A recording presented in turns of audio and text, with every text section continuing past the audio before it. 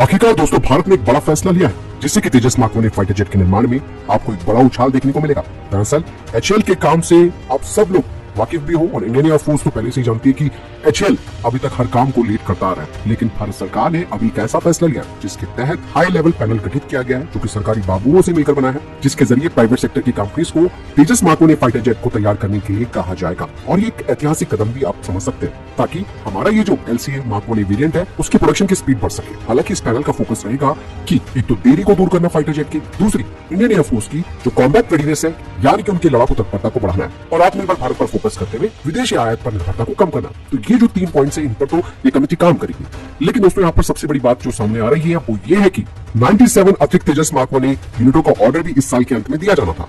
इसीलिए यहाँ पर एक बात सामने आई है कि जो प्राइवेट सेक्टर की कंपनियां हैं वो अतिरिक्त 97 तेजस मार्क 1 का निर्माण कर सकती है, यानी कि इनके लिए एक पूरी नई प्रोडक्शन फैसिलिटी तैयार की जाएगी। और ये जो नई कमेटी बनाई गई है रक्षा मंत्रालय की तरफ से वो रक्षा सचिव राजेश कुमार सिंह की अध्यक्षता वाली है, जो कि इस बात को डिस्कस करेगी कि इंडियन एयरफोर्स, एचएएल और जो भी प्राइवेट सेक्टर की कंपनियां हैं वो अपना इस प्रोजेक्ट के लिए निष्कर्ष दें, अपनी रणनीति के बारे में बताएं, वो भी 1 महीने के अंदर। मतलब साफ है कि ये जो कमेटी है पहले तो उत्पादन की बाधाओं को पहचानेगी कि भैया प्रॉब्लम कहां पर आ रही है, उसके बाद प्रोसेस को स्ट्रीमलाइन करेगी और फिर इंडियन एयरफोर्स की तत्काल जरूरतों को पूरा करने के लिए क्या कदम उठाए जा सकते हैं उस पर बात करेगी। आप सब जानते हैं कि हमारे को इस वक्त 42 स्क्वाड्रंस की सख्त जरूरत है, लेकिन इंडियन एयरफोर्स की जो ताकत है वो 31 स्क्वाड्रंस तक सीमित हो गई है। और ऐसे में अगर पाकिस्तान और चाइना से मुकाबला करना है तो भारत के पास तेजस मार्क 1 फाइटर जेट हर हाल में होना चाहिए।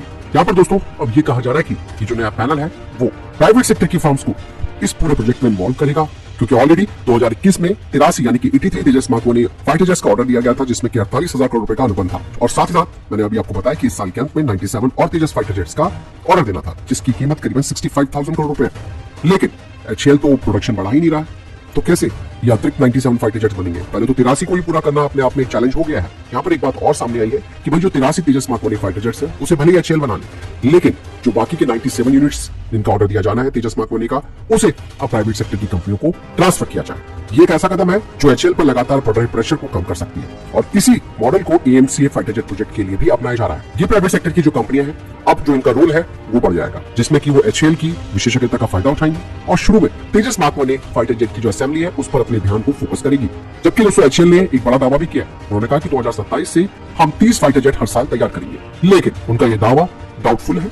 रीजन इसका एक और है, जनरल इलेक्ट्रिक की तरफ से इंजन देरी से मिल रहे हैं, F404 इंजन, जिसकी देरी की वजह से ऑलरेडी सालाना जो 12 फाइटर जेट्स बने थे वो नहीं बन पा रहे हैं। हालांकि जी ने यह आश्वासन दे दिया है कि भाई हम 2025 से यानी कि मार्च के महीने से हर साल आपको 12 इंजन डिलीवर करेंगे, लेकिन फिर भी जी की तरफ से कोई ठोस आश्वासन भारत को नहीं मिला है।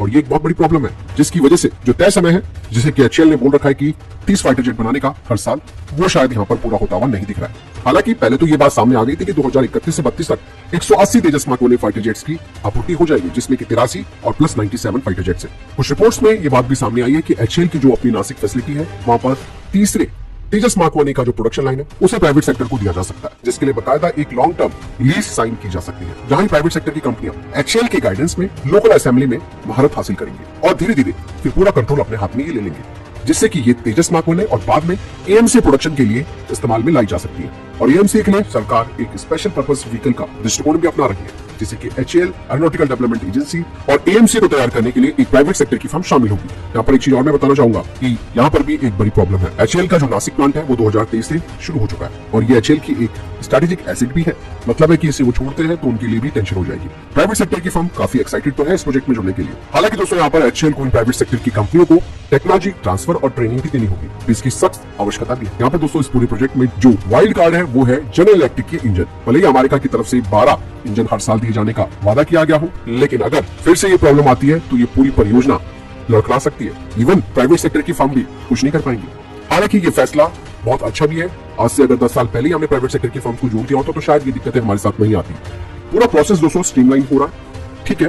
प्राइवेट सेक्टर की कंपनी का जो काम है वो एक नेक्स्ट लेवल का होता है और स्पीड वो इस पर फोकस करती है कि भाई तेजी से काम हो और क्वालिटी के साथ कॉम्प्रोमाइज ना हो।